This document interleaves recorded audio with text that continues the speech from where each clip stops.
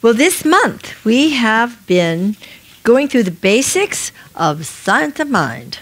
The first 4 introductory chapters of Dr. Ernest Holmes' book, and it's the foundational ideas and principles of our teaching. And so today is the 4th Sunday in January, and we're completing it with the chapter called How to Use It. So even if you miss the others, you're here on the right Sunday. So we're delighted to start out with remembering that the practice of the science of mind calls for a positive understanding of the spirit of truth, a willingness to let this inner spirit guide us with the conscious knowledge that the law of the Lord is perfect. And that's on page 56. Did you all bring your... No. Well, for the first 3 weeks, we learned there is a creative intelligence within, around, and underlying everything and everyone. It is the presence of divine love and the action of divine law. It works through us, and we're co-creators with it. And this mind has 2 aspects, objective and subjective. And just as in the universal awareness of God as infinite mind, there's the objective portion of that mind which chooses, plants the seeds in the subjective part of that infinite mind, where the law is always at work and bringing beautiful things into being, and we are co-creators with that law. So we have the opportunity to utilize the same creative process that the infinite mind of God uses. That's astonishing. Astonishing, and yet so natural. There are natural laws in this universe. We learn how to mix colors, and they come out the way we want them to be, those artists of you. We learn how to add certain numbers together, that treasurer of you. We learn how to do certain steps, and then we're dancing. There are basic laws in the universe that we learn, and then we use them for greater good. So it's no surprise that there are universal laws that are invisible. All laws are invisible, aren't they? Have you ever seen electricity? But you do get to see what we can do with it, huh? And that's why we can all see each other this morning, because the lights are on. We're using the law of electricity in a very practical way. This is a very practical teaching, and deeply spiritual as well. And so we court the presence of God's love, and then we direct the law for greater good in our lives and ultimately greater good in the world itself. We choose wisely because we have learned that it is done unto us according to our belief. And so what do we have to change in our lives personally and in the world universally? Do we change the conditions out here? Do we get out there and start moving the furniture in the house of our planet? Or do we change our consciousness and then find that the conditions change because the law is impeccable? I like the word impeccable. And we like to be impeccable with our word. And it comes from the Latin peccare, which is sin. Impeccable is without sin. And what is sin but a mistake?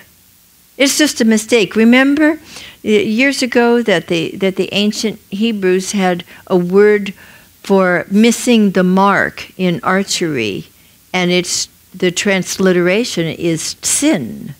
Oh, I missed the mark. I guess I'd better redirect my aim next time. That's what we're doing with our thinking and believing all the time, is changing our focus so that we're making better choices. The world itself is not the way we want it yet. Have you noticed?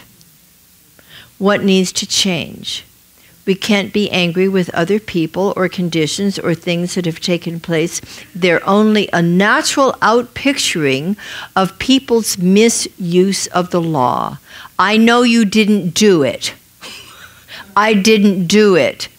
But we have something to say about the direction we choose to go now in our personal lives and in the greater world. We're making a great impact, a very positive, creative impact on the greater race-conscious mind. The human race underlying the conscious aspect of mind has all kinds of weird things going on within it that aren't true, but somehow we've believed it.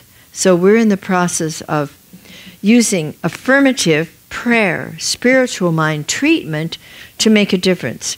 The focus of the individual expression of this infinite mind is essential, that we bring clear, life-affirming, creative, compassionate, powerful ideas into being, that we make a difference in our own lives first, and then ultimately in our neighborhoods. Well, maybe start with our families and our offices and our neighborhoods, and ultimately out and out into the greater community until we really can see the difference that we're making in the world. I think it's wonderful to reread these chapters each January to remember what the basis is of our real teaching. We use thought for definite purposes. We are the instruments through which the infinite mind thinks and can show up in the world. We're necessary. We learned early on in this month that how it works is through us. How the presence of love shows up in the world is through us. How the law expresses itself in greater and greater creative form is through us. Because the forms change. There is that which is changeless, the infinite mind of God, the infinite heart of God. And the way the law works doesn't change, can't change. That's a given. Oh, how good to have something that is so dependable. You cannot get outside of the love of God, even though it feels like it sometimes. You cannot get away from the law of mind because it's perfect and it works through us all the time. So what we get to do is align ourselves, go deeply, deeply each day, every moment of the day. It isn't just in our meditations that we can experience that loving presence. We can be like Brother Lawrence, who practiced the presence while washing the pots and the pans.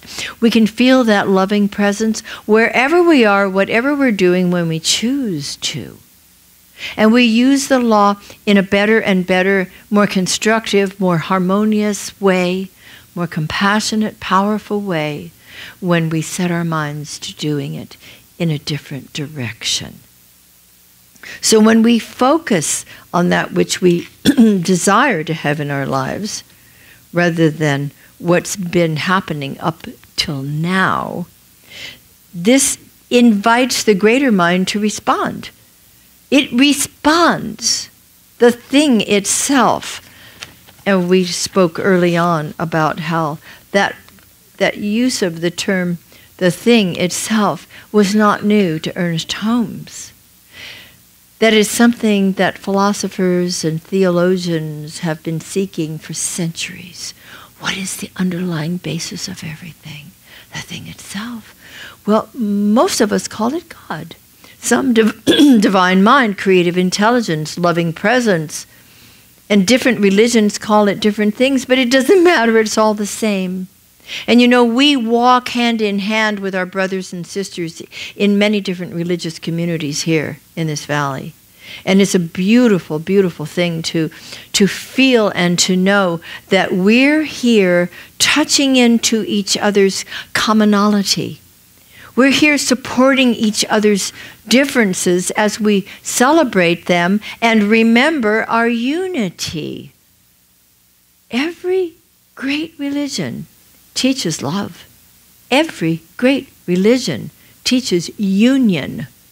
And as we meet with the imams and the priests and the rabbis of all the different people here in our community, it's a beautiful sense of oneness. We love each other.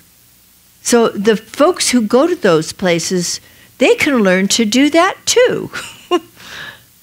And it's wonderful. We like to participate with all of the different ways of reaching that divine presence, and know that everybody is on his or her own perfect spiritual path.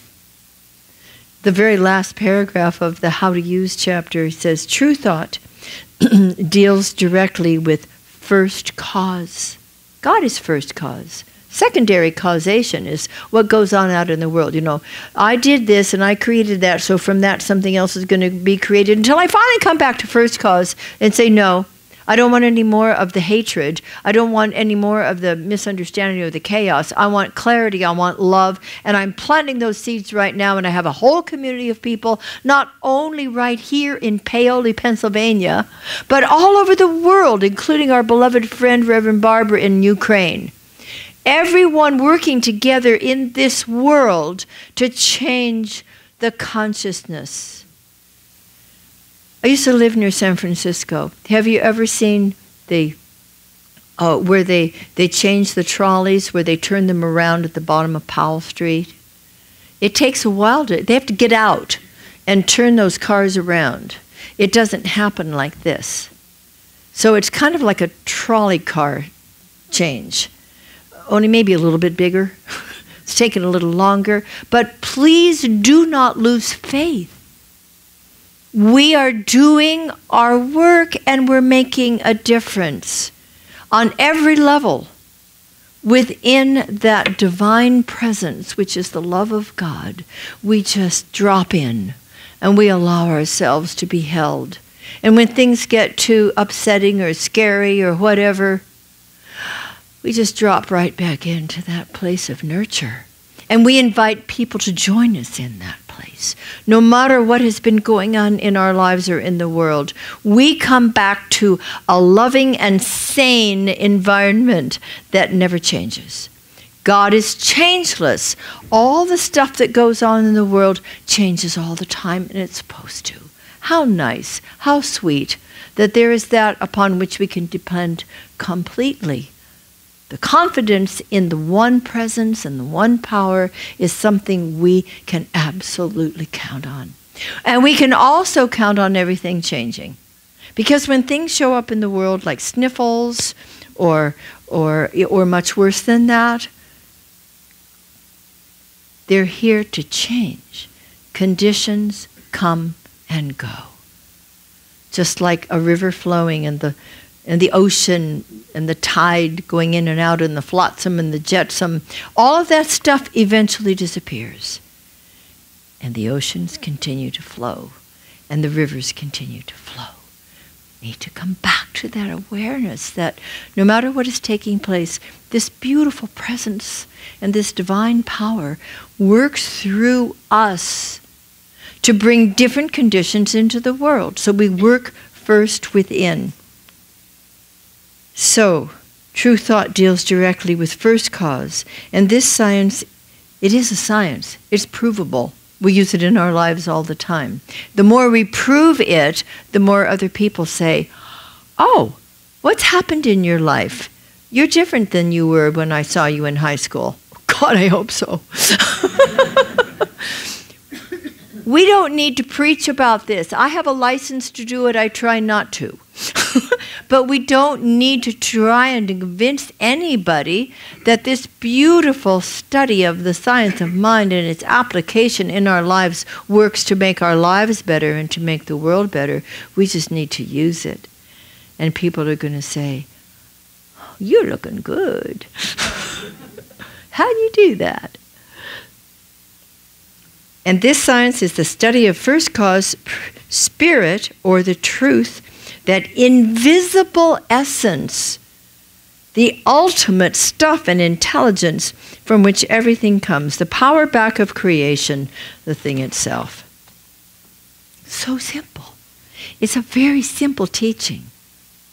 And it takes our responsibility That's the value that we need to enter into.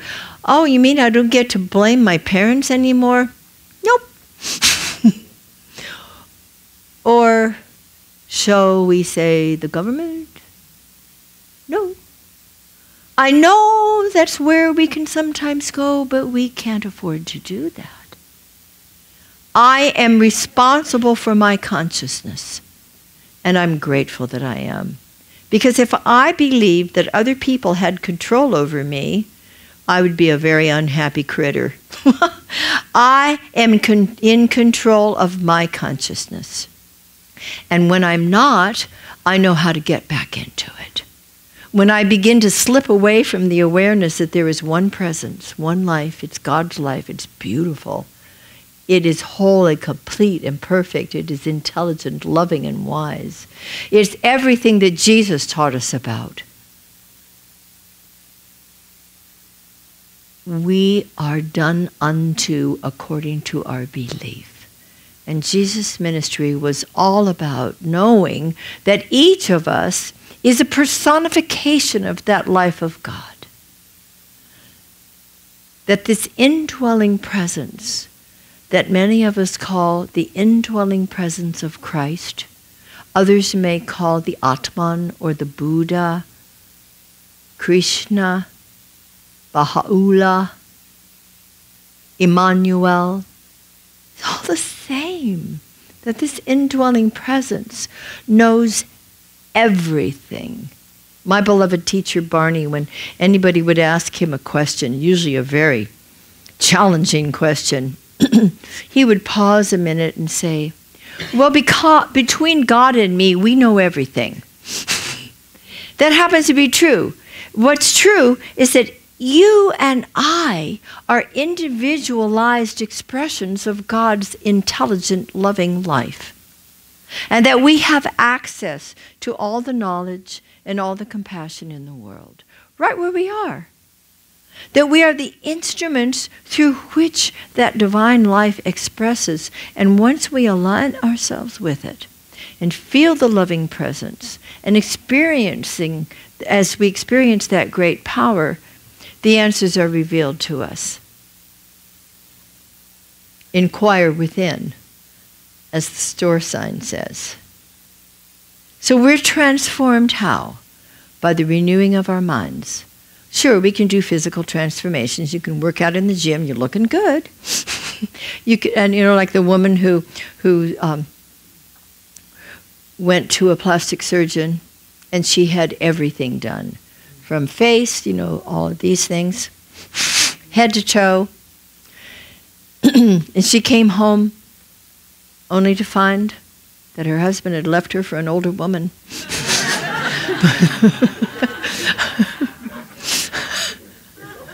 You can have a facelift, but please first have a faith lift. It begins in consciousness. We might then be guided to do something that's wonderful for us, like joining the gym. And it's the end of January. Is this the time that people stop going to the gym? That's what I thought. It's just about, we're right on time. We are transformed by the renewing of our minds.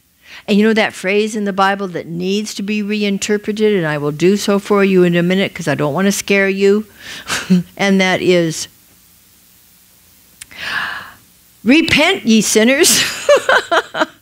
You know that repent, because I've shared this with you a couple of times. Repent, from the Greek, the word is metanoia.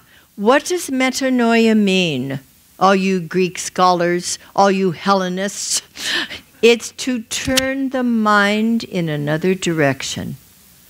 That's it. Repent simply means stop looking at that stuff and giving it power, because the conditions will change when somebody stops feeding them energy. Are we getting that? When we stop feeding the condition energy, it disappears like a balloon into the nothingness from which it first came. It has no power of its own.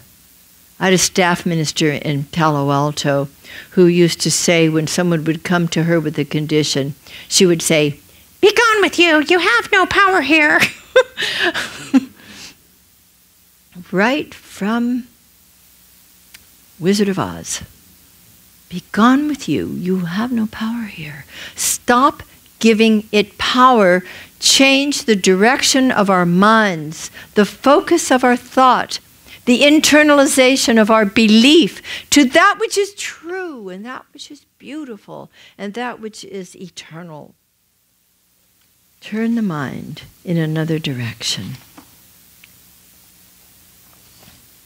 At any time, any place, we can change the conditions by changing our thoughts. So we rise above those temporary conditions time and time again to first cause. First cause. Bring it back to first cause. And this always fulfills our purpose, and the circumstances will change. And some of them will go away. The eternal, changeless is constant. My beloved friend, Reverend Dr. Carol Carnes, I've known for many, many years, and she celebrated her birthday the other day, and she posted something that I totally loved. When she was little, she said, when she was 2 or 3 years old, she was convinced that she had come here to tell something to somebody, and she didn't know she couldn't remember what it was. She also was convinced that she could fly, because she remembered flying. And she said she'd put her arms out like this, but it never happened. She never got to fly. And she had the hardest time remembering what it was, because she was always trying to lift off, and she had this memory of floating in air. And it wasn't like she said she was special. She knows this is true of all children in one way or another. I used to fly all the time in my dreams, and I can remember running along the sidewalk and expecting to fly. So not yet. Not for a long time. So there was a moment in her life when she was 34 years old when she allowed herself to start asking important questions, because she'd been raised by an agnostic and an atheist. Try that. But she knew all along that there was something much more than that. And she said to herself, I don't know where you went, God, but I want you back. Of course, God never went anywhere. She had been conditioned differently from what she knew when she landed on this planet. And she always felt the presence of something within her. And so one day she asked this question, I want you back. And she found herself wandering into a New Thought church, and it all changed after that. And the message was familiar to her.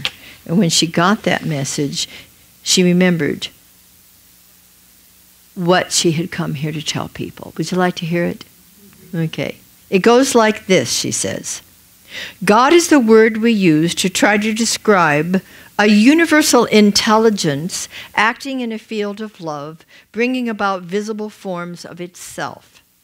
You and I are those forms, as is all sentient life. Our mind, awareness, is the way God can have a time-space experience, as we spontaneously express our uniqueness. What we think about, believe with conviction, tends to be revealed as our personal experience. Hence, this will not be a surprise to you, by the way. Hence, change your belief, change your life. Mission accomplished. You're welcome. Is that great? You see, there's a power for good in the universe, and you can use it. More importantly, which I learned in ministerial school, there's a power for good in the universe greater than you are, and it can use you. So let's let this divine power use us to make a difference in our own lives, to live the life of love and joy and abundance and freedom that we were meant to live, and then allow it to use us to make a beautiful creative difference everywhere we go. Say with me, I'm open to the divine flow of the invisible. I'm open to the divine flow of the invisible. I delight in its visible expression of good in my life. I delight in its visible expression of good in my life. And so, my beloveds, beginneth our lesson.